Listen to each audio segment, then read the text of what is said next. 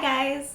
Like everyone else in BookTube, I'm doing the mid-year freakout tag. I'm sure you know exactly what this is, so I'm gonna get right to the questions. And the first question is, what is the best book you've read in 2020 so far? My answer is going to be A Closed in Common Orbit by Becky Chambers. I realize this is not that book. This is the first book in the series, A Long Way to a Small Angry Planet.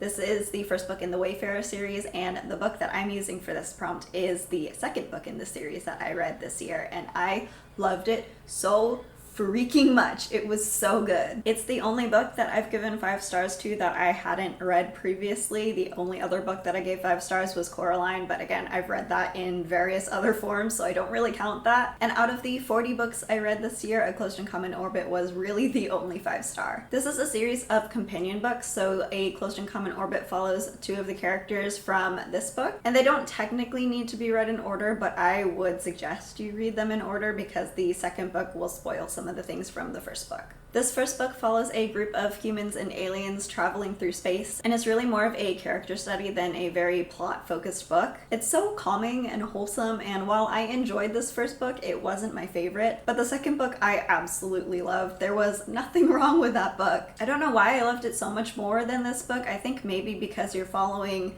fewer characters and the sort of moral messages feel a lot less heavy-handed than they did in this one. But either way, I would have never expected my favorite book of the year so far to be a sci-fi book, because I do not consider myself a sci-fi reader at all. I am mainly fantasy, but that book was just so good. The second question is the best sequel you read in 2020, and while I could definitely use A Closed in Common Orbit, partially for the sake of something new and partially because I also really love this book, I want to talk about The Red Threads of Fortune by J.Y. Yang.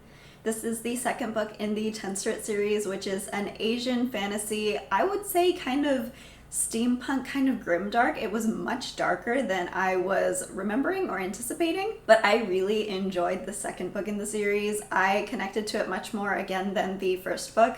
The first book I enjoyed, but it wasn't my favorite, but the second book follows a character that I am just much more interested in and a storyline that I was much more interested in, and I think the way that the author handles different aspects of grief and the loss of a loved one were just so well done. The only thing I will say about it is there's a bit of insta-love that I didn't really get, I wasn't really a fan of, but other than that, everything else was amazing, and I loved learning more about this Asian-inspired fantasy world. It was so cool. I have caught up on all of the books in the 10 series right now, and Red Threads of Fortune is my favorite one. Question 3 is a new release that you haven't read yet, and I'm going to say A Song Below Water by Bethany C. Morrow.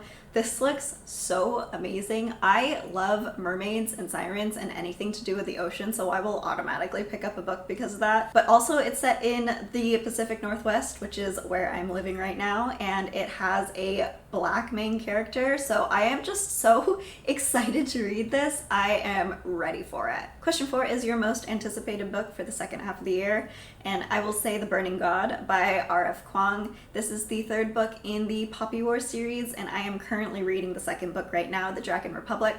I loved the first book, The Poppy War, last year. It was one of my favorite books of the year, and I was so sucked into it. It's set in a Chinese-inspired fantasy world, and it's full of shamanism and gods and military strategy and a lot of really dark, gruesome things because it is based on history, but it was just so well done, and I was completely blown away by it, so I'm really excited to be reading the 2nd book, and I'm really excited for the 3rd book to come out. Question 5 is my biggest disappointment, and I will have to say The Rise of Kyoshi by F.C. Yee.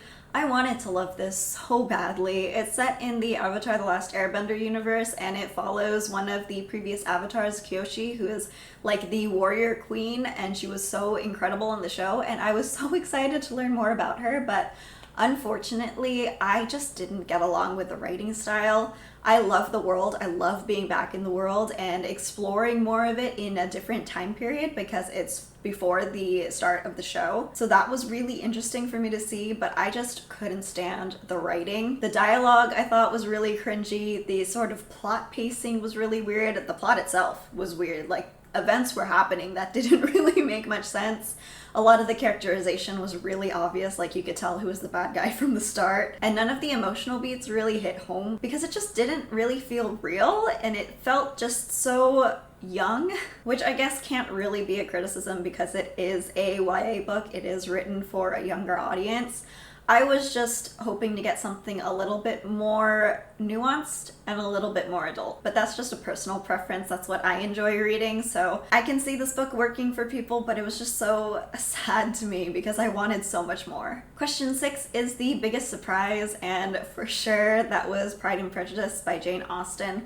I've never read Jane Austen. I never thought I would read Jane Austen, but hearing a lot of people on BookTube reading a lot of Jane Austen recently made me want to give it a try, and I loved this, and I wasn't expecting to love it. I had always thought that Jane Austen was like too classical, too old, too stuffy for me, and it's just so not. I was so wrong. It was funny and clever and cute, and I really enjoyed it. I got sucked into it completely, and I had such a fun time with it. I ended up watching the BBC series with my boyfriend after I finished it, and he loved it too. So it's just such a good story, and I never would have expected that I would enjoy it as much as I did. I'm definitely planning to read more from Jane Austen at this point, and I'm very excited that I've discovered something that's really not new. It's been around for literal centuries, but it's new to me, and it's making me very happy. Speaking of new worlds opening up to me, question 7 is your favorite new author, and I have to say Courtney Milan. I fell in love with historical romance recently, and Courtney Milan just does the best work. It's so incredible. I read the entire Brothers Sinister series from her, and I loved every single book. They were so good. Of course, they're adorable romances, but also there's so much other parts to the story. There's so much more to it than that, and it's written so well. Every book tackles something other than the romance. That's some heavy, important topic, and it does it just so flawlessly, and I had so much fun with them. They're really easy to read, they're really fun, and they're just generally good books. I've read a few other historical romance authors since then, and still Courtney Milan is my favorite one. She's just so good. Question 8 is newest fictional crush. I do not get fictional crushes, so I'm going to switch this into favorite new ship instead. And I would have to say the main couple from Lofty Flower Fall for me by Ayano Natsume. It's so freaking cute. This is a rom-com manga, and it's adorable. It's about a girl who can't help but act like a cool, suave gentleman, and a boy who's trying to make her fall for him, and it's just everything I love.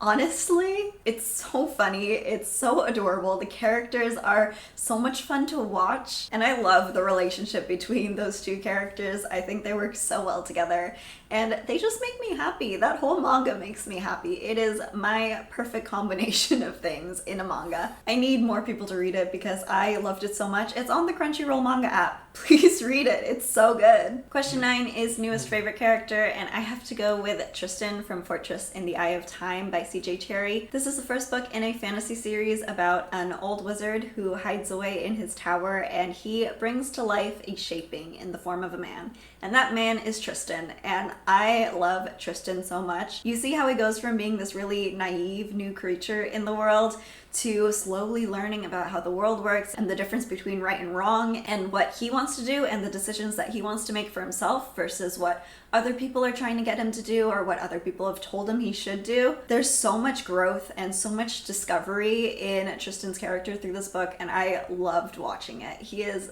an adorable little cinnamon roll who is also super strong and overpowered and just so good. I really love Tristan, and I really enjoyed this book. I think more people need to read it. It is very hard to get into, I will say that, but once you do get into it, it's so good. If you like a challenge and you like high fantasy with a lot of magic, the magic is really tied into the plot in this book, which I haven't read in a very long time, and it's just so good. I really enjoyed it, and I want to continue in this series, but I need more people to read it with me so I can talk to them about it because I love it. Please read it.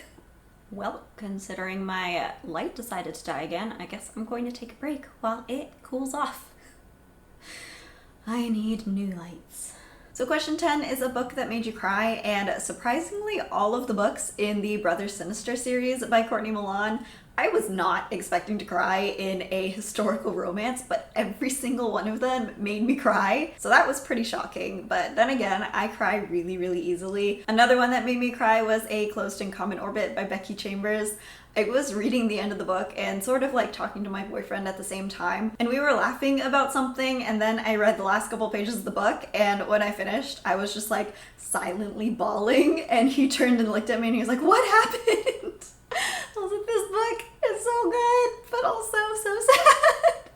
Not sad though, it was happy. I was just so happy for them that I was just like crying so hard. So that one and the Brother Sinister series definitely made me cry. Question 11 is a book that made you happy, and my answer is going to be The Little Book of Hygge by Mike Viking. This is a short little nonfiction book about the Danish way of living and the Danish concept of hygge, which basically translates to comfort or cozy. It's so adorable and it makes me so happy, and everything in that book just like fills me with such hyggely feelings, and I really enjoyed it. Hygge is such an amazing concept, and I don't know why the rest of the world doesn't adopt it, because it sounds like a fantastic idea. Question 12 is the most beautiful book you bought or received this year, and I'm going to say A Tropical Fish Yearns for Snow by Makoto Hagino. This is the first volume of a manga series following these two girls as they work together in their aquarium club, taking care of fish and getting closer to one another, and it's so adorable. The art is so cute, and there's fish,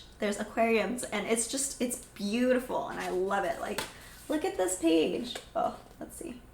Can I get it not super bright? It's gonna be way overexposed, but it's so cute. It's so beautiful. I love the art, so this is the most beautiful book I have this year. And question 13 is all of the books you still need to read before the end of the year. My answer is all of the books that I have in my 20 in 2020 challenge, including Men at Arms by Terry Pratchett and Soul Music by Terry Pratchett. So these are the last two Discworld books I need to read.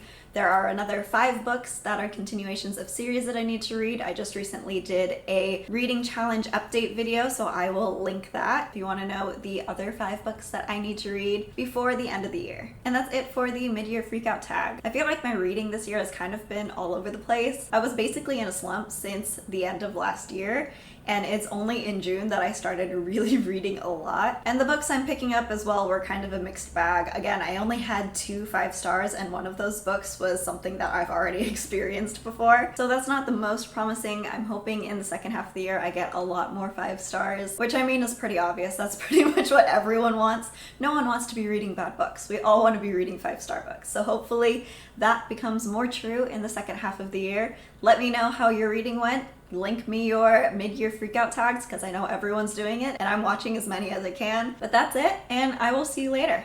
Bye.